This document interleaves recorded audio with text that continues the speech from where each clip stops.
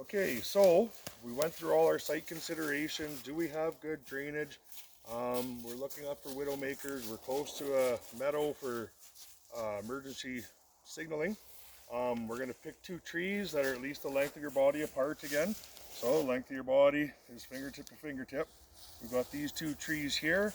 We're facing our shelter south, or east, sorry.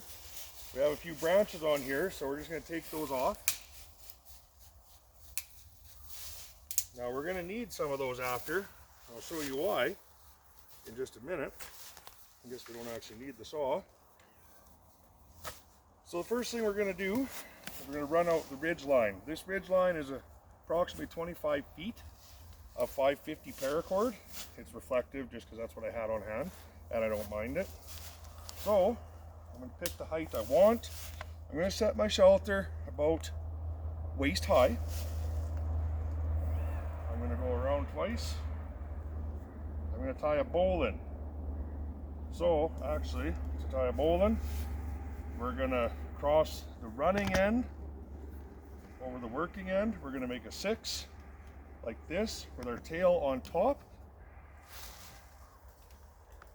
I'm going to wrap this around twice so it chokes it at the height that I want it. And then all I'm going to do, I'm going to take my tail, come up through the bottom of, come up through the 6, around the working end, and back through. That's a bowline. We will teach you more about that as time goes on. Then we're going to run our ridge line out. I never cut this because I don't feel like cutting it to adjustment every time. So I'm going to run it around here. Keep this part in my hand. I'm going to tie a trucker's hitch. So I'm going to take this and simply make a half hitch and then pull the end through to create a slip knot. It's called a slip knot because you pull it and it slips out. So again, half hitch, up, through. We take the running end through here. Don't pull it tight until you have the end pass through it.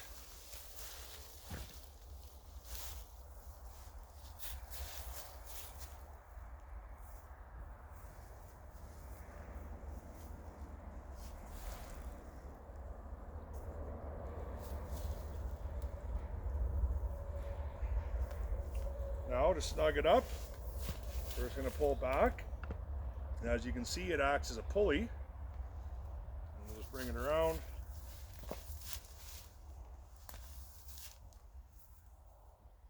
Gather up all this extra in our hands. Go one more time around.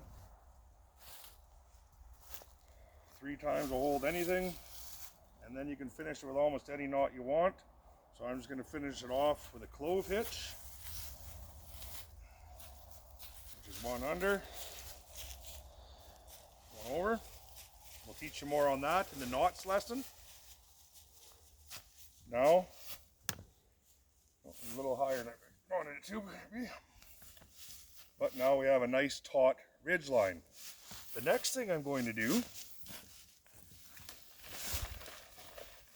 I'm going to take my reflective tarp. So this is the same as the Mylar blankets you guys are going to be carrying in your survival kits.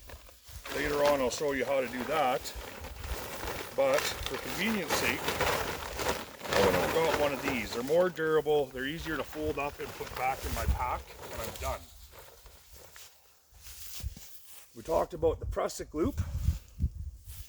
So all the prusik loop is a loop used to tie a prusik knot. So it's just a chunk of rope tied together with a square knot.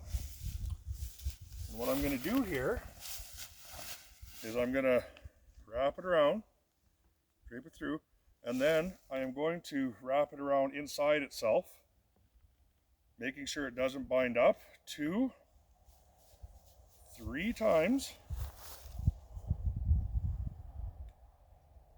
You're going to have a finished knot that looks like this.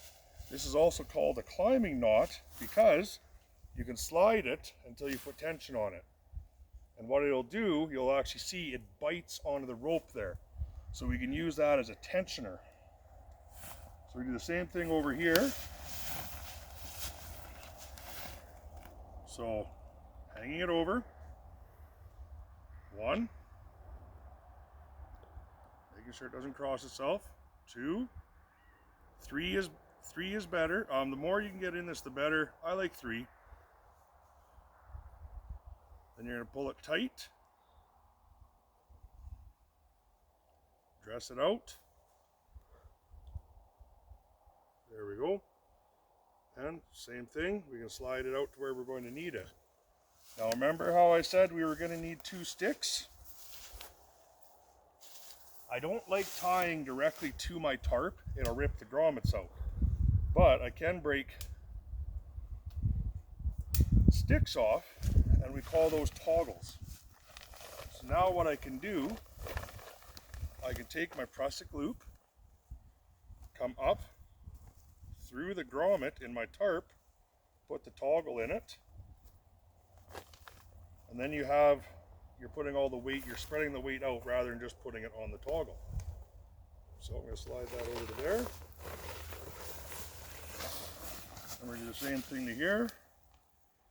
I'm going to poke it through. I might have to shorten this prusik up. Just going to slide that tarp through, that toggle through. Oh, and there we go. It's nice and tight now. Now as you see, it's biting when there's pressure, but if I want to loosen it, all I have to do is take the tension off.